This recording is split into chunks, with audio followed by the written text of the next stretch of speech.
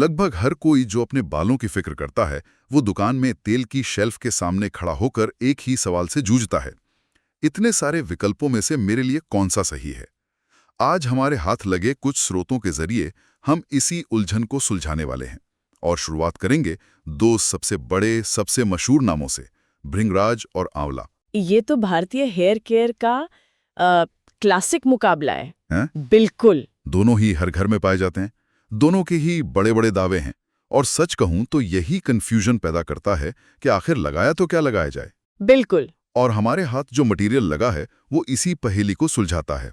वो कहता है कि ये दोनों ही तेल अपनी अपनी जगह चैंपियन हैं, लेकिन उनका अखाड़ा, मतलब उनका काम करने का मैदान बिल्कुल अलग है। हाँ, ये समझना बहुत जरूरी है। तो आज की हमारी खोज का मकसद यही है कि हम ये पता लगाएं कि बालों की किस समस्या के लिए कौन सा हथियार चुनना है। तो चलिए इस गुत्थी को सुलझाते हैं। तो सबसे पहले उस खिलाड़ी की बात करते हैं जिसके नाम में ही वजन है, भृंगराज तेल। हमारे सोच में से एक बहुत ही दमदार टाइटल दिया गया है, किंग ऑफ हेयर, यानी बालों का राजा। वाह! बालों का राजा, ये तो बहुत बड़ा दावा है। मुझे जानना है कि इसके पीछे का राज क्या है। क्या ये सिर्फ मार्केटिंग है या सच में इसमें कोई दम है? नहीं, ये दावा खोखला नहीं है। इसका कारण इसके काम करने के तरीके में छिपा है। देखिए, भृंगराज तेल एक जनरल टॉनिक नहीं है, ये एक स्पेशलिस्ट है। स्पेशलिस्ट? हाँ, हमारे स्रोत इसे हेयर ग्रोथ स्पेशलिस्ट कहते हैं। इसका पूरा ध्यान सिर्फ एक चीज पर है, बालों की जड़ों को पकड़कर उन्हें मजबूत करना और ग्रोथ की प्रक्रिया को, आप कह सकते हैं, तेज करना। अच्छा, तो ये एक तरह का टारगेटेड अटैक करता है। इसे थोड़ा और खोल कर बताइए। जब हम कहते हैं कि जड़ों को मजबूत करता है, तो इसका असल में मतलब क्या होता है? इसका मतलब है कि ये स्कैल्प के अंदर ब्लड सर्कुलेशन को बेहतर बनाने में मदद करता है। ओके। जब बालों के फॉलिकल्स यानी जड़ों तक ज्यादा खून और पोषक तत्व पहुंचते हैं तो उनकी पकड़ मजबूत होती है। नतीजा, बालों का बेवजह टूटना और झड़ना कम हो जाता है। ये ठीक वैसा ही है जैसे किसी पौधे को सही खाद पानी मिले तो उसकी जड़ें जमीन में गहरी और मजबूत हो जाती हैं। ये तो बहुत बढ़िया एनालॉजी है। तो ये पहली लेयर हुई। और हेयर ग्रोथ साइकिल वाली बात क्या है? ये सुनने में थोड़ा टेक्निकल लगता है। इसे आसान बनाते हैं। हमारे बालों की ग्रोथ के 3 फेज होते हैं, एक ग्रोथ फेज, एक रेस्टिंग फेज और एक शेडिंग फेज। ठीक है। जिन लोगों के बाल बहुत झड़ते हैं उनका ग्रोथ फेज अक्सर छोटा हो जाता है और शेडिंग फेज लंबा। अच्छा। भृंगराज इसी साइकिल में दखल देता है। ये बालों को ज्यादा देर तक ग्रोथ फेज में रखने में मदद करता है, मतलब बाल लंबे समय तक बढ़ते रहते हैं और जल्दी झड़ने की नौबत नहीं आती। अरे वाह! तो ये सिर्फ बाल झड़ना ही नहीं रोक रहा, बल्कि बालों को बढ़ने का ज्यादा मौका भी दे रहा है। एग्जैक्टली। और मैंने सुना है कि आंवला भी बालों को काला रखने में मदद करता है। तो फिर भृंगराज को समय से पहले सफेद होने वाले बालों के मामले में खास क्यों माना जाता है? क्या दोनों में कोई फर्क है? सवाल बहुत अच्छा है। देखिए, आंवला बालों की ओवरऑल हेल्थ को सुधार कर उन्हें काला बनाए रखने में मदद करता है, लेकिन भृंगराज में कुछ खास एक्टिव कंपाउंड्स होते हैं जो मेलेनिन प्रोडक्शन को सीधे तौर पर सपोर्ट करते हैं। मेलेनिन, ये तो बालों के रंग वाला पिगमेंट है, राइट? में से पहले सफेद होने की प्रक्रिया को धीमा करने की आती है, तो भृंगराज को ज्यादा असरदार माना जाता है क्योंकि उसका एक्शन ज्यादा डायरेक्ट है। समझ गया। तो अगर मैं पूरी बात का सार निकालूं तो भृंगराज एक इंटेंसिव केयर डॉक्टर की तरह हुआ। हाँ। जब समस्या बड़ी हो, जैसे बहुत ज्यादा हेयर फॉल, बालों का पतला होना या ग्रोथ रुक जाना, तब आप इस स्पेशलिस्ट के पास जाते हैं। ये रोजमर्रा की देखभाल से ज्यादा एक ट्रीटमेंट है। आपने इसे बिल्कुल सही पकड़ा है।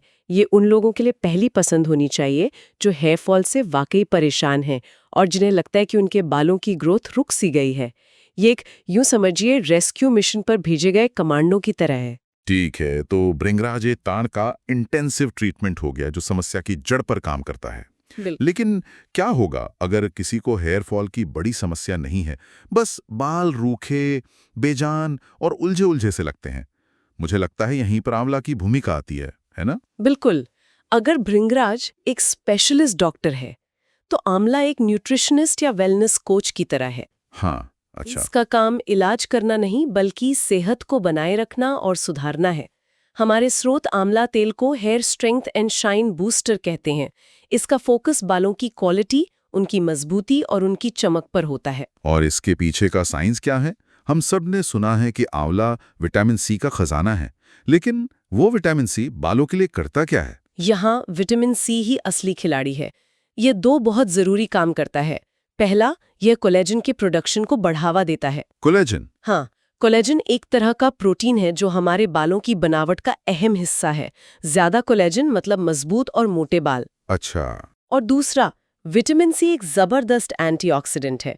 ये हमारे स्कैल्प को फ्री रेडिकल्स नाम के हानिकारक मॉलिक्यूल से बचाता है जो बालों की जड़ों को कमजोर कर सकते हैं। अच्छा, तो ये बालों को अंदर से प्रोटीन देकर मजबूत भी कर रहा है और बाहर से एक शील्ड की तरह प्रोटेक्ट भी कर रहा है। बिल्कुल।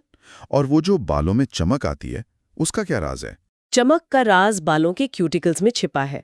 हमारे हर बाल के ऊपर एक परत होती है जिसे क्यूटिकल कहते हैं। जब ये परत डैमेज्ड या रूखी होती है तो ये खुरदुरी हो जाती है और रोशनी को ठीक से रिफ्लेक्ट नहीं कर पाती, जिससे बाल बेजान दिखते हैं। सही बात है। आंवले में मौजूद फैटी एसिड्स और विटामिन सी इन क्यूटिकल्स को स्मूथ और सील कर देते हैं। जब क्यूटिकल्स चिकने और सपाट होते हैं तो वे रोशनी को आईने की तरह रिफ्लेक्ट करते हैं और बालों में एक प्राकृतिक चमक आ जाती है। मतलब ये एक तरह का नेचुरल कंडीशनर और पॉलिशिंग एजेंट है? हाँ, कह सकते हैं। और मैंने स्रोतों में डैंड्रफ का भी जिक्र देखा था। हाँ, आंवला स्कैल्प के लिए बहुत अच्छा है। इसमें हल्के एंटीफंगल और एंटीबैक्टीरियल गुण होते हैं।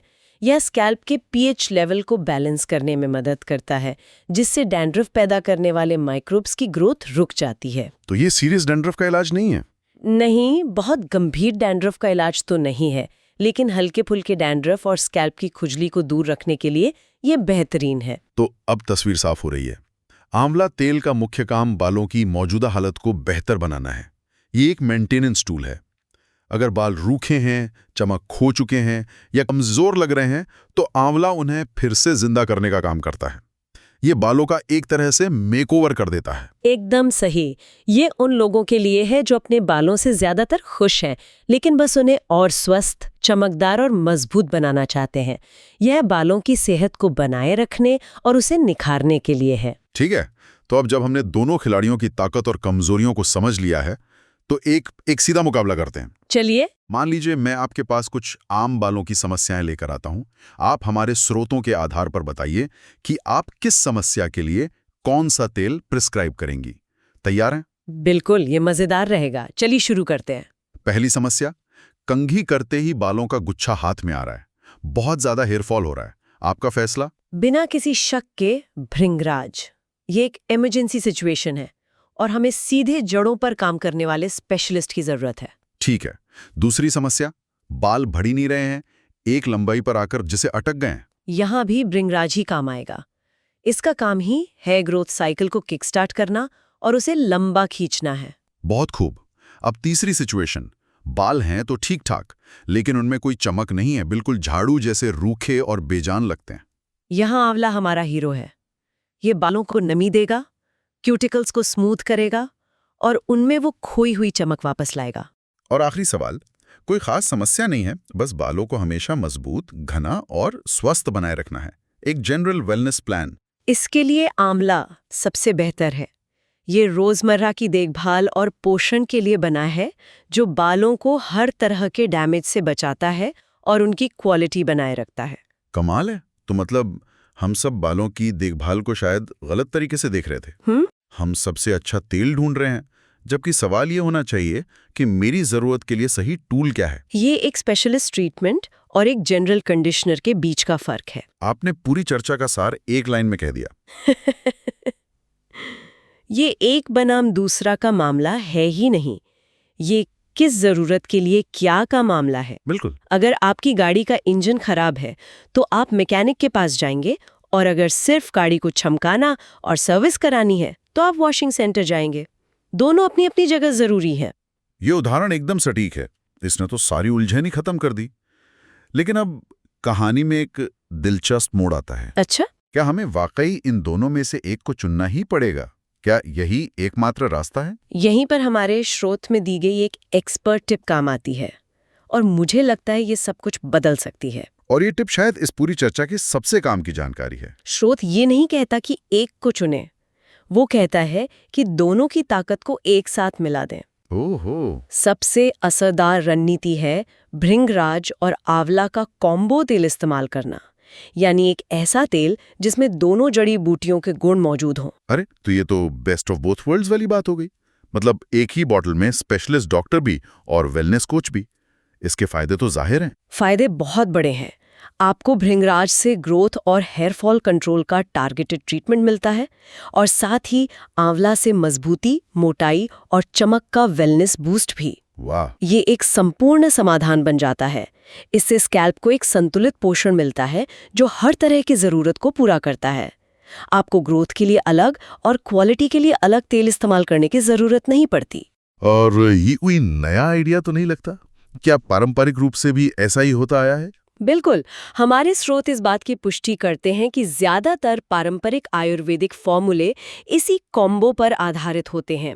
सदियों से वैद्य और आयुर्वेद के जानकार इन दोनों को मिलाकर ही सबसे शक्तिशाली हेयर ऑयल बनाते आए हैं।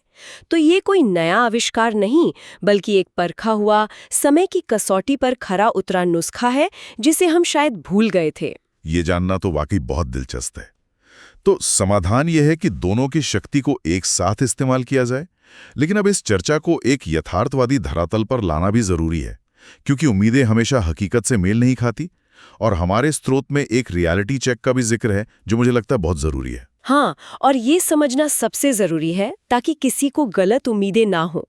स्रोत साफ तौर पर कहता है कि कोई भी तेल, चाहे वो कितना भी शक्तिशाली क्यों ना हो, अकेले चमत्कार नहीं कर सकता। वही भी तेल गंजेपन वाली जगह पर नए बाल उगाने की गारंटी नहीं देता है।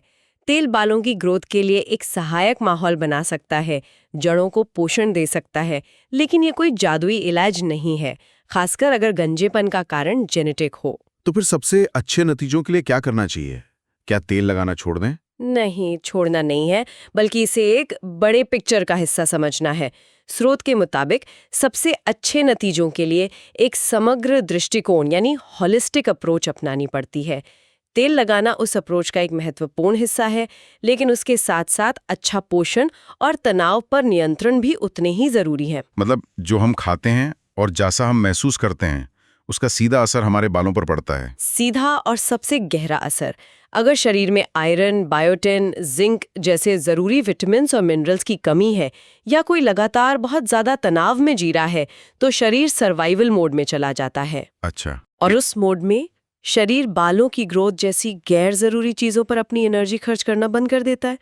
ऐसे में आप बाहर से कितना भी अच्छा तेल लगा लें, मनचाहे नतीजे नहीं मिलेंगे। इसका मतलब है कि बालों की सेहत सिर्फ सिर पर नहीं, बल्कि हमारी प्लेट और हमारे दिमाग में भी है। यह एक पूरी जीवन शैली से जुड़ा मामला है। बिल्कुल। बालों का झड़ना या कमजोर होना अक्सर अंदरूनी समस्याओं का एक बाहरी संकेत होता है। अच्छा खान पान, पूरी नींद और तनाव को मैनेज करना, ये सब मिलकर तेल के असर को कई गुना बढ़ा देते हैं। तेल लगाना एक पजल का एक टुकड़ा है, पूरी पजल नहीं। बहुत खूब। मुझे लगता है कि आज हमने इस विषय को हर पहलू से न सिर्फ समझा, बल्कि एक नया नजरिया भी हासिल किया है। तो चलिए आज की चर्चा के मुख्य बिंदुओं को एक बार फिर से समेट लेते हैं। भृंगराज हेयर फॉल और रुकी हुई ग्रोथ के लिए एक स्पेशलिस्ट ट्रीटमेंट है। यह एक इंटेंसिव केयर यूनिट की तरह है। और आंवला बालों की क्वालिटी, उनकी चमक और उनकी ओवरऑल सेहत का बूस्टर है। यह एक जनरल वेलनेस कोच की तरह है जो मेंटेनेंस और निखार पर काम करता है। और सबसे कारगर उपाय, दोनों का कॉम्बिनेशन, जो ग्रोथ का इलाज भी करता है और क्वालिटी को भी सुधारता है, एक संपूर्ण समाधान देता है। और अंत में सबसे जरूरी सबक यह है कि तेल अकेले जादू नहीं कर सकता। अच्छे नतीजे के लिए एक संतुलित जीवन शैली, जिसमें सही पोषण और तनाव प्रबंधन शामिल है, भी उतनी ही आवश्यक है। बिल्कुल सही। और अंत में मैं सुनने वालों के लिए एक सवाल छोड़ना चाहूंगी जो हमारे स्रोतों से ही निकल कर आता है। जरूर। हम अक्सर बालों की समस्याओं का हल बाहर की दुनिया में तेल की बोतलों में ढूंढते हैं, लेकिन जैसा कि आज की चर्चा से साफ है, हमारी जीवन शैली, हमारा खान पान और हमारा मानसिक स्वास्थ्य भी उतना ही बड़ा हिस्सा है। तो सवाल ये है, क्या हम अपने बालों की देखभाल को सिर्फ सिर पर तेल लगाने तक सीमित रख रहे हैं, या हम इसे अपनी पूरी सेहत और जीवन शैली का एक जरूरी हिस्सा मानने के लिए तैयार हैं?